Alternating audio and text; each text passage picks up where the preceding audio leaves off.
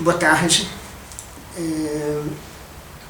Então, eu vou seguir nesse episódio, mais um episódio dessa série sobre indexicalismo. E hoje, nesse episódio, eu vou falar de uma outra personagem central da construção do indexicalismo, da inspiração e, portanto, do entendimento do que vem a ser o indexicalismo. Enquanto, como a gente viu, essa imagem indexical das coisas, que é ao mesmo tempo uma metafísica, num sentido especial de uma metafísica dos outros, e uma crítica à metafísica, já que a metafísica, se trata de colocar em xeque a ideia mesma de uma imagem completa das coisas. O que falta, o que sobra, não é bem uma falta, uma sobra, como a gente estava vendo no episódio anterior, mas é o excesso que vem. Isso tem a imagem, isso tem a forma do grande fora. Aquilo que está do lado de fora, a imagem, o termo é do meia sua, o termo usado no realismo especulativo, e é um termo que mostra, que garante, digamos assim, que desvela a incompletude, a impossibilidade de uma totalidade de acordo com o próprio indexicalismo.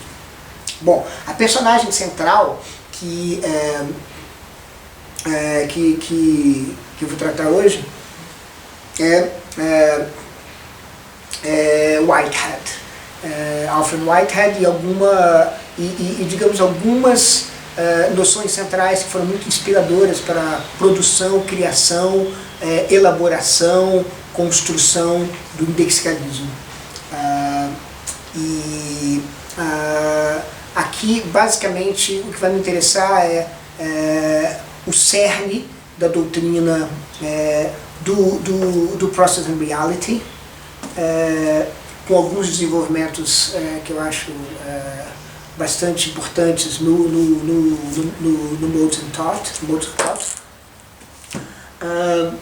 Ou seja, portanto, uma ideia digamos assim, se vocês quiserem, dos últimos desenvolvimentos do Whitehead, mas também uma ideia que vai ser muito importante para o indexicalismo, é uma ideia que está no momento anterior do trabalho dele, ou seja, num livro que acho que está fazendo 100 anos agora, que é o Concept of Nature, e ali tem uma metafísica dos eventos que, em certo sentido, também pode ser considerado quase como uma espécie de precursora, ainda que não completamente, no sentido importante, de alguns desenvolvimentos indexicalistas. Então, o que eu vou fazer é falar um pouco sobre como é que o Whitehead contribui no indexicalismo. No livro eu digo que, em certo sentido, o exercício do indexicalismo poderia ser descrito também como uma espécie de leitura de Whitehead com Levinas, ou de leitura de Levinas com Whitehead. Então essa espécie de entrecruzamento, essa espécie de entrelaçamento que produz, em certo sentido, informa o indexicalismo.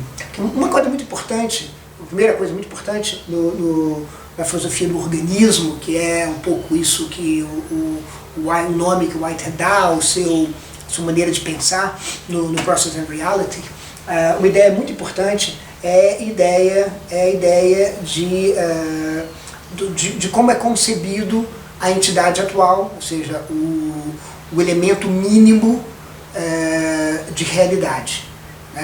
O elemento mínimo de realidade é concebido, está bem no início do Process and Reality, como uma gota de experiência.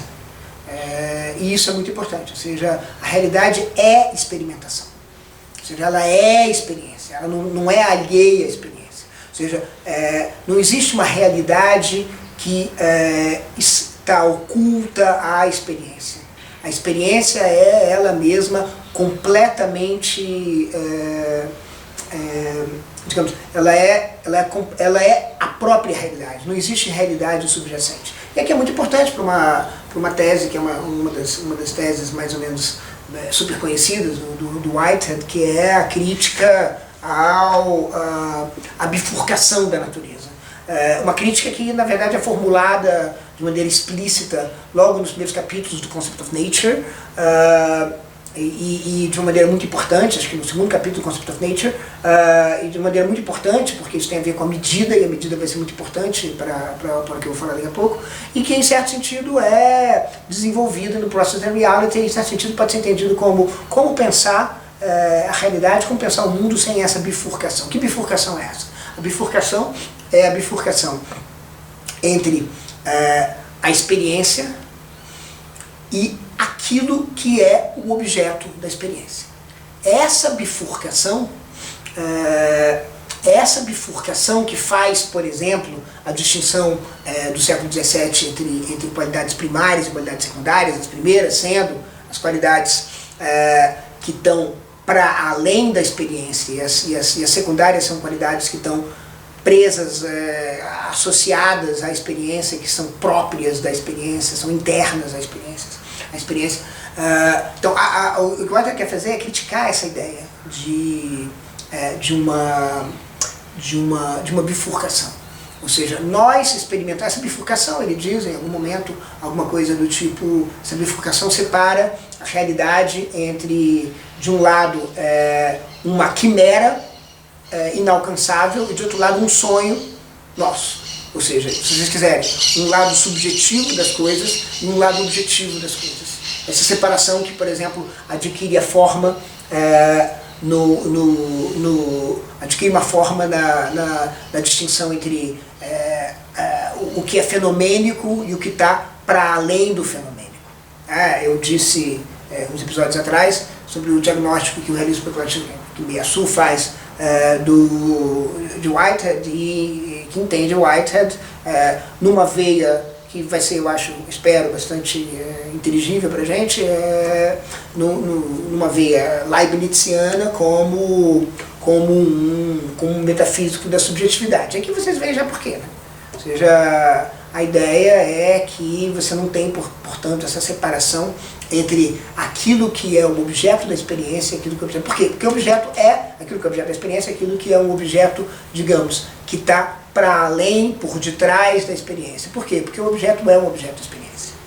Então, a entidade atual, que é essa unidade mínima de realidade, a realidade última, como ele diz também logo no início da apresentação das categorias, do processo de realidade, ele diz, essas entidades atuais são gotas de experiência.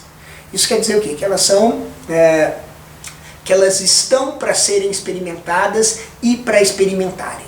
Em certo sentido, a gente pode pensar nessa conjunção. Então, a existência da mais mínima a todas as concrescências, como ele vai dizer, a todas as associações que a gente vai fazer, que ele vai fazer com essas gotas de experiência, com essas entidades atuais, todo o resto tem essa dupla tem essa conjunção, tem essa dupla articulação, para usar um termo que talvez não seja o melhor, mas acho que no momento pode servir. É aquilo que percebe e aquilo que é percebido. Então, existir é perceber e ser percebido.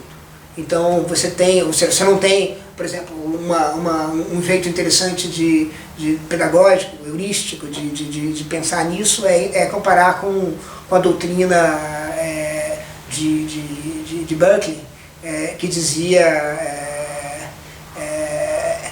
ser é ser percebido ou perceber. Porque ser é ser percebido para aquilo que é percebido, e ser é perceber para a alma, que percebe, para o espírito, que percebe, para a mente, que percebe alguma coisa. Ou seja, você tem existir é perceber para aqueles que percebem. ou ser percebido para aqueles que são percebidos. Ou seja, uma marcação clássica da bifurcação.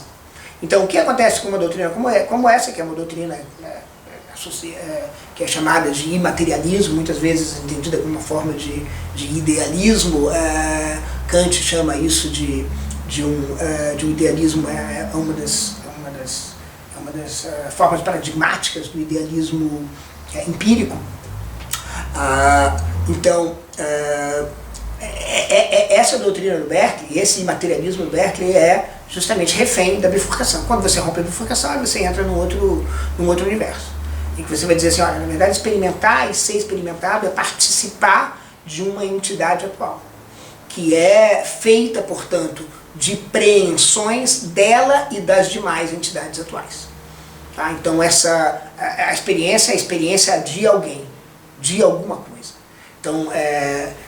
Então com isso, digamos assim, a gente começa a entender uma palavra que eu gosto de usar bastante para falar de Whitehead, que é a palavra panperceptualismo. As pessoas falam de panpsiquismo, mas panpsiquismo pode não ser exatamente uma palavra muito clara aqui no caso, porque afinal de contas, não é que a psique está em toda parte, não é que é uma interioridade em toda parte. E a interioridade, aqui a gente vai voltar a isso, tem a ver um pouco com a relação que eu vejo como muito profunda entre Whitehead e Leibniz, ou seja, essa espécie de carga, essa herança monadológica que está presente em Whitehead. A interioridade, ela não é exatamente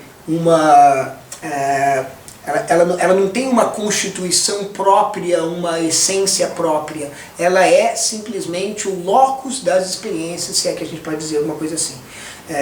Então, portanto, o que importa aqui nesse panperceptualismo, assim, panpsiquismo, por quê?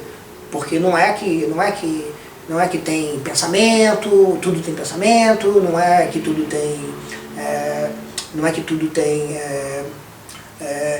digamos, estrito senso, uma subjetividade formada à maneira humana, mas tudo que existe tem um modo de percepção. E aí é uma coisa muito interessante, porque enfim, a leitura que Whitehead vai fazer de Descartes é bastante reveladora. Ele diz que Descartes é um dos seus heróis, e a questão, é claro, existem muitos diferentes filósofos ao longo do século XX que tomaram Descartes como herói, e muitos outros que tomaram como vilão, claro, mas os que tomaram como herói coisas diferentes. Né? Estava falando um pouco de Levinas, enfim, essa outra personagem principal do indexicalismo. Levinas, o Descartes de Levinas é, em certo sentido, diferente do Descartes de Whitehead. Assim, o mesmo vale, por exemplo, para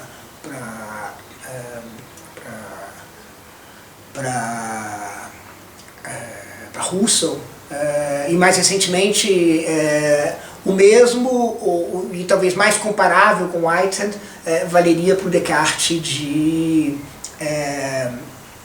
Gerhard Strawson, que é um defensor contemporâneo explícito daquilo que ele chama de panpsiquismo. A ideia de que tudo tem experiência. Tudo, portanto, tem uma certa medida, se vocês quiserem, de subjetividade.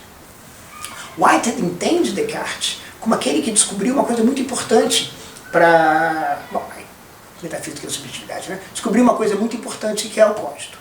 Só que Descartes ele teve uma falha especulativa, porque em vez de ele dizer, olha, eu descobri uma coisa muito importante que muda toda a estrutura do pensamento metafísico, ele estava muito associado, condicionado, apesar das aparências, à metafísica tradicional, e jamais abandonou, por exemplo, o vocabulário de substâncias e atributos, o que ele deveria ter feito, porque o cogito muda tudo. O cogito justamente introduz a possibilidade de que a substância seja ela mesma um sujeito. O cogito introduz a substância ao sujeito. Portanto, o cogito é essa passagem importante para a metafísica, que vai dar origem à metafísica da subjetividade. Então Whitehead vai dizer o que Descartes devia fazer, justamente, Whitehead é um filósofo especulativo, ele vai dizer, olha, na verdade, o que Descartes fez foi um voo que simplesmente sobrevoou o aeroporto. Descartes simplesmente tomou o cogito, que é uma coisa que ele podia conhecer, eu acreditava que podia conhecer, e tomou isso como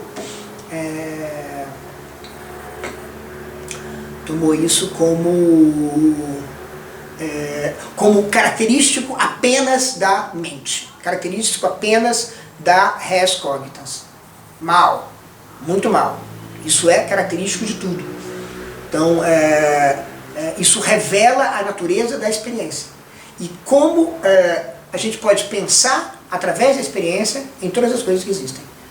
Nesse elo entre experiência de um lado e existência do outro. Esse elo que é tão importante para Whitehead, que Descartes e Locke vão desvelar, ou começar a desvelar, mas não vão desvelar completamente, porque não vão desembocar completamente na filosofia do organismo, que é uma filosofia do processo, que entende que a experiência está por toda parte, que, do perceptualismo, e que supõe, portanto, que a unidade básica é uma gota de experiência. Então é importante isso do panperceptualismo. E aí, isso significa o quê? Que por toda parte há experiência.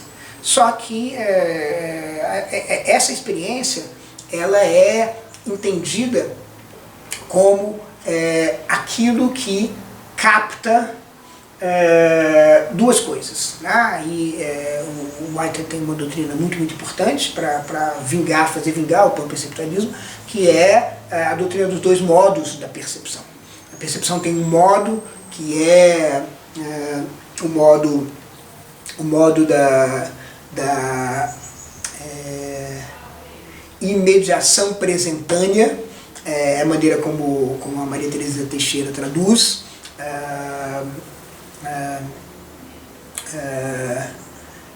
immediate presentation, que é o modo que normalmente a gente associa com a experiência, com a percepção. Ou seja, é o modo em que você vai dizer que os nossos órgãos sensíveis funcionam. Então, os dados sensoriais são dados de uma imediação presentânea. Portanto, desse modo de percepção, uma coisa se faz presente, se apresenta, né, imediatamente. O imediato, muito importante, isso é muito importante para mim. Whitehead não é um filósofo do imediato, em absoluto. Ele acha que a experiência ela depende de uma coordenação, né? E, portanto, a experiência ela é sempre uma articulação com outras coisas. E aí a experiência está associada no meio... A experiência de uma coisa está associada na experiência de outras coisas. E é, em parte, conectada com a experiência das demais gotas de experiência. Portanto, esse é um termo muito importante para ele, há uma solidariedade entre todas as coisas que existem. Daqui a pouco a gente vai falar um pouco mais sobre isso, tentando explorar um pouco essa ideia monadológica. Difícil falar de Whitehead rapidamente, mas eu vou tentar. Então esse é o primeiro modo. O primeiro modo é isso que a gente normalmente chama de percepção. O segundo modo é o modo da causação eficiente. E aí é muito interessante. Ou seja, ele está dizendo, para pegar o exemplo rápido e direto do mundo do Hume, que quando uma bolinha de bilhar provoca movimento em outra bolinha de bilhar, numa relação de causação eficiente, o que está acontecendo o efeito é uma afetação, é um afeto, né? é uma sensação, é um sentimento muito importante para ele, essa ideia de feeling. Portanto, a experiência é uma coisa, está na causa, na causação eficiente. Ou seja, a causalidade é uma relação de percepção. Quando uma bolinha é batida por outra bolinha, ela percebe outra bolinha. A maneira como ela percebe é se deslocando na mesa de bilhar. Essa é uma doutrina que torna possível, logo de cara, um panperceptualismo. Panperceptualismo não é dizer assim, todo mundo tem mediação presentânea, todo mundo tem essa apresentação como nos dados sensoriais. E é muito importante no Mode of Thought, quando ele diz, por exemplo, olha, na verdade a experiência é muito mais do que uma frase ótima, que ele diz o seguinte, dizer que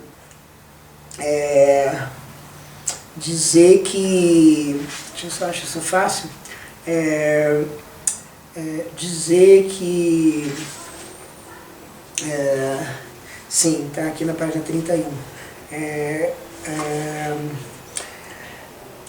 Dizer que tudo que interessa na experiência são os dados sensoriais é como tentar elucidar a sociologia da civilização moderna como derivativa dos sinais de trânsito nas ruas principais. Ou seja, isso é apenas a ponta do iceberg, se vocês quiserem. Ou seja, a experiência é muito mais do que a experiência sensorial. E aí os exemplos que ele dá no Moons of Thought são exemplos muito interessantes. Por exemplo, o exemplo do envelhecimento, a experiência de envelhecer, ou a experiência de adoecer, ou a experiência de se apaixonar. São experiências que não podem ser alocadas a dados sensoriais. É interessante porque na crítica Hume é um vilão para ele, Locke e Descartes sendo heróis, porque justamente ele introduz essa ideia de dados da sensibilidade. E ele diz, num certo momento, no Moons of Thought, uma coisa muito interessante, ele diz assim, Hume, na verdade, é um grande filósofo, e ele vê coisas que ele mesmo não consegue ver. E uma das coisas que ele vê é a importância de um elemento muito importante da experiência, que é o hábito. O hábito que é entendido por Hume como alguma coisa fora da experiência, mas, no entanto, é o constitutivo da experiência. Mas, enfim, não vou entrar mais nisso, mas dá para entender como é que a experiência é mais ampla do que a experiência, digamos, sensorial.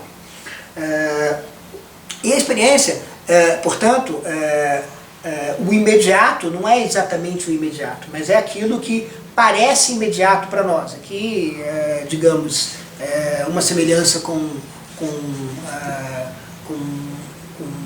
o Hegel da filosofia do espírito é possível, e essa semelhança acontece várias vezes. Logo no início do Process in Reality ele diz que estranhamente ele coincide com algumas coisas importantes das doutrinas dos hegelianos, como por exemplo do Bradley. Acho que ele cita o Bradley, não sei se cita o Joe, mas cita o Joe aqui, mas cita o Bradley, e diz, olha, na verdade eu concordo sobretudo com a ideia de que é impossível a existência de uma atualidade vácua, uma atualidade que não tem efeito sobre nada. Essa é uma crítica, esse é um ponto em que nós, eu e os hegelianos estamos completamente de acordo. A gente não é alheio, a gente concorda nisso. Mas o que é importante aqui, para mim, é justamente esse elemento da solidariedade de todas as coisas. Então,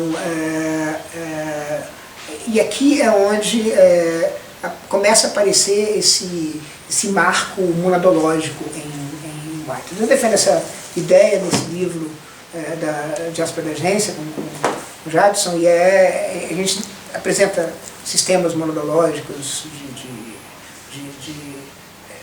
em Leibniz, em Gabriel Tarde, em Latour. O caso de Tarde e Latour são casos fáceis porque em certo sentido eles se dizem apresentando monadologias. Latour, basicamente o cânone de Latour que a gente usa é um livro de 84, uma segunda parte de um livro de 84 chama Irreduções. O livro de 84 se chama, em francês, Guerre et paix entre microbes. Foi traduzido, não tem tradução para português, foi traduzido para inglês com o sugestivo nome de Pasteurization of France. É um pouco sobre os micróbios e a relação de Pasteur e os micróbios. E aí vai tirando várias conclusões muito interessantes, e no final ele apresenta uma série de teses que formam o que ele chama de uma monodologia nova. Enfim, mas não importa, mas na diáspora da agência, justamente o outro monadólogo é o White. E por quê? Porque justamente a ideia é que todas as coisas elas estão entrelaçadas numa espécie de... na coexistência. A coexistência ela é central para a existência, porque a coexistência é o que permite que uma coisa experiencie a outra. Então, em certo sentido, eu tenho uma experiência de todas as outras coisas que coexistem, só que essa experiência ela é uma experiência que é uma criação minha. A experiência, ou seja, o organismo que é aquilo que experimenta, aquilo que experiencia, o organismo ele é capaz, sempre tem objetivo, sempre tem um senso de satisfação e sempre tem uma capacidade criativa. Perceber, em certo sentido, é criar uma maneira de coordenar alguma coisa que vem de fora com alguma coisa que vem de dentro. Essa coordenação, essa integração, essa articulação é que forma a percepção. No Modes of Thought tem um argumento muito interessante. Ele diz assim, olha, por que é que a gente... por que é que os nossos... Por que é que tudo percebe? Tudo percebe porque está tudo numa grande solidariedade entre si. Né? E essa grande solidariedade entre si é que forma, digamos, um mundo que não é um mundo que está numa harmonia que foi pré-estabelecida, mas que procura, de alguma maneira, se integrar. É como se cada um, como se a experiência trouxesse dentro de si para Whitehead um objetivo, ou tivesse associado a um objetivo, e esse objetivo procurasse se encontrar junto às demais mônadas, junto às demais experienciadores. Então Whitehead é muito importante porque, basicamente, a ideia é que a subjetividade, ela enquanto experiência, ela está por toda parte. Isso me interessa bastante no Dixialismo. O que o Dixialismo não concorda, assim, o ponto de ruptura com Whitehead, que aparece já na Diáspora da Agência, o Dixialismo, em certo sentido, começa a tomar forma, falando, por exemplo, de história da ideia nesse livro, que foi publicado no ano 18, no último capítulo do livro, que é o capítulo 6, se não me engano, que se chama Agência e a Agenda dos Outros, a gente começa a fazer uma crítica aos sistemas monodológicos em geral, e aqui o eixo central é a crítica que Levinas vai fazer a um monadólogo, que é Russell, na última das meditações cartesianas, aqui da meditação cartesiana, e essa crítica é uma crítica que eu acredito que se espalha a todos os sistemas monológicos, inclusive o sistema, portanto, de Whitehead, né? Então há uma espécie de integração do outro, uma integração da outra entidade atual, há uma espécie em que a outra entidade atual é como um alter ego husserliano, né, e que, portanto, pode ser entendido em termos, por exemplo, dessa estrutura mínima que eu falei há pouco, objetivo, senso de satisfação e criatividade. Então todas as coisas estão aí, né? A criatividade, o que interessa é que o mundo é criativo, dinâmico, processual, e também que ele não é uma tautologia estéril, né? Mas, por outro lado, se trata de uma filosofia do processo, o que está bem, o que não está bem é que justamente o outro ele não interrompe, porque o outro não tem uma verdadeira exterioridade. O outro é incluído.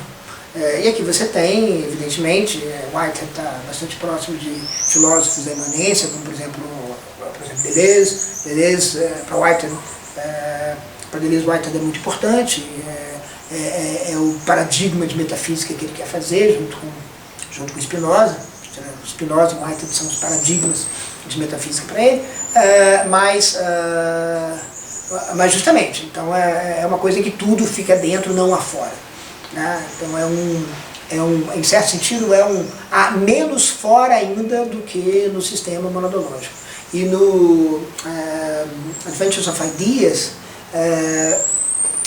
Whitehead escreve bastante sobre Leibniz, e aí ele diz assim, o problema de Leibniz é que Leibniz entende Deus não como uma parte do sistema, mas como uma exceção. Bom, interessante que Deus está fora. E é claro, ele vai dizer isso para dizer assim, não, para mim não, Deus é uma entidade atual, como outras quaisquer. Não tem um estatuto especial, excepcional para Deus, não existe uma excepcionalidade divina que eu encontro em Leibniz. O que há é uma excepcionalidade, o que há é que Deus exemplifica a entidade atual. Agora, o que Deus não é uma ocasião atual, porque Deus ele não é contemporâneo de nenhuma entidade atual. Nós somos contemporâneos, nós somos muito interessantes e muito indexical. E a gente entra num ponto que me interessa bastante. Contemporâneos são as entidades atuais que estão... Porque a entidade atual não é uma substância, então ela não persiste no tempo.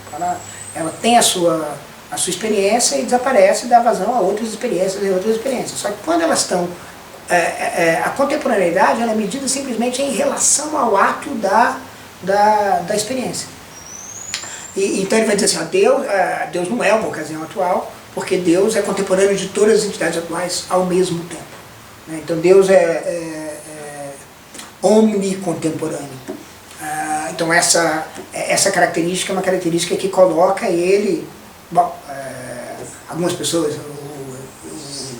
Tem um filósofo chamado Timothy Mooney que insiste que, na verdade, se há exceção divina em... A gente discute isso no livro, né? No Jasper Legends. Se há exceção divina em Leibniz, há também em Whitehead, né?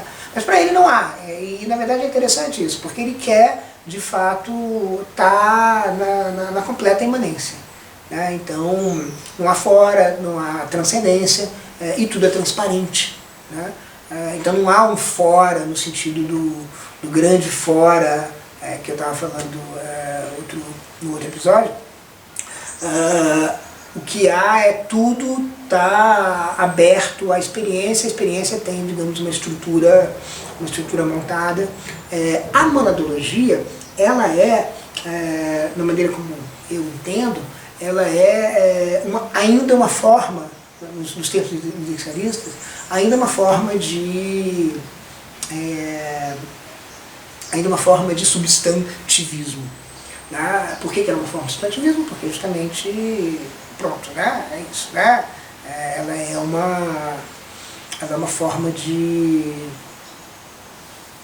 Ela considera mônadas formando uma totalidade que são substantivos, mônadas ou entidades atuais ou actantes do mundo Arthur, como substantivos que são independentes da sua localização indexical. Eles não são relativos a uma indexicalização. Então é uma forma muito interessante de substantivismo, mas ainda é uma forma de substantivismo. Então, se a gente passasse, uma maneira ou outra de formular o indexicalismo, acho que eu ensaio isso no livro, é dizer assim, e se a gente pensasse monadologicamente, mas não sobre substantivos, mas sobre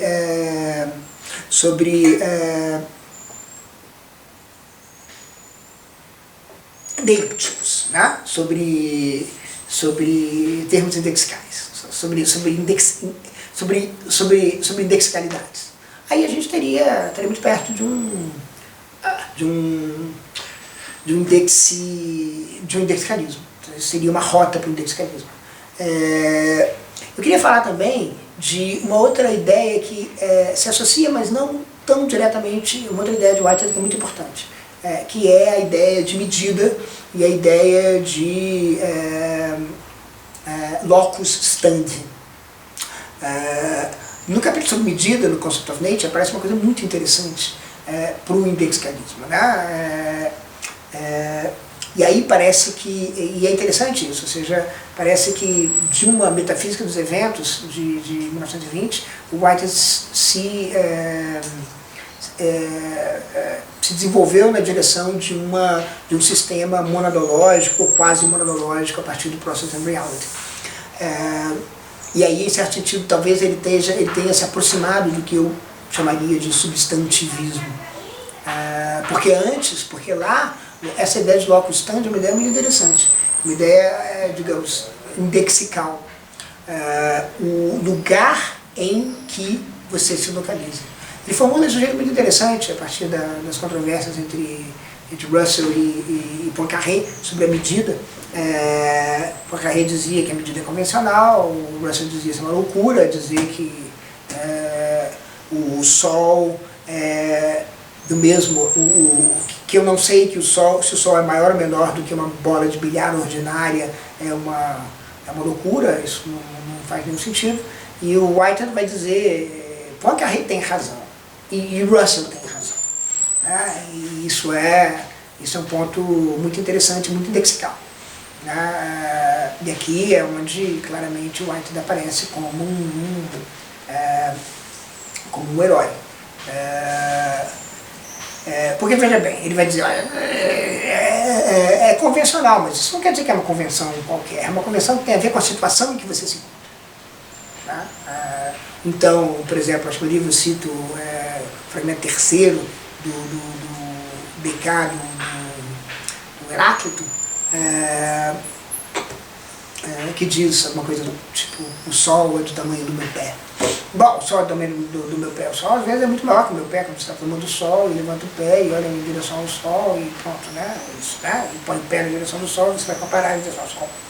O sol é muito menor, o sol cabe no vão entre os meus dedos, menor que minha mão. Eu enquadro o sol nos meus dedos. Então, como pode isso? Pode porque depende do lugar em que você está. Só que tem alguns lugares que são relevantes para a medida e outros lugares que não são relevantes para a medida. Agora, essa relevância, ela tem a ver com um monte de outras coisas que são coordenadas e articuladas. Não é uma convenção arbitrária. Não é uma convenção arbitrária, é uma convenção que depende da situação em que você está. Então, a questão é interessante comparar com uma observação do Wittgenstein no Remarks on the Foundations of Mathematics, em que ele diz, a matemática não me diz como é que eu vou medir um tecido. Ele diz uma régua, talvez. A matemática me diga uma régua, mas essa régua deve ser feita de madeira, de elástico, de borracha, de plástico, de metal. Percebe assim? Isso é a física da medida. E a física da medida, ela está totalmente, ele vai dizer, totalmente dependente das nossas concepções físicas, né? Veja bem, só queria falar uma coisa bem rápido também, que eu quero terminar em seguida. Vocês sabem que Whitehead foi um orientador do Quine, então, ou seja, o tipo de noção de Quine da relação entre fatos e convenções, ela é, de alguma maneira, que a gente não sabe muito bem, acho que não está muito bem documentado, poderia ter sido informado por conversas com seu orientador, o Alfred Whitehead. Então essa noção, então vai dizer assim, olha, na verdade, a medida ela só faz sentido numa posição, entende? É a partir dessa posição que a medida faz sentido. Mas não é só a medida, é todo o raciocínio, é toda a argumentação. A argumentação ela tá entranhada numa posição, num locus standi. Sem esse locus standi, não tem possibilidade de medida. A medida não é alguma coisa independente da posição da situação que a gente se encontra. Então é nesse sentido que é quase como se a teoria da medida e as consequências que de fato o Whitehead tira disso, né, não é só a medida, prefiguram uma forma de indexicalismo, né, que é dizer o pensamento, toda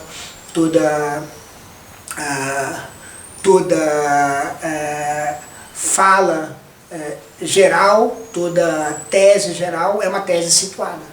É uma tese que tem um locus standi, que não é independente desse locus standi, desse lugar em que nós estamos. Então, é aí que Whitehead é mais claramente um herói protagonista nessa história indexicalista. Ou seja, não se trata tanto de uma convencionalidade, nem se trata de uma absoluta independência da situação. mas se trata de, digamos, a medida é situada. Né? E se a medida é situada, os padrões dos nossos pensamentos são situados. Portanto, os padrões de toda medida da realidade é situada. O White não hesitaria em dizer, porque justamente a natureza não é bifurcada.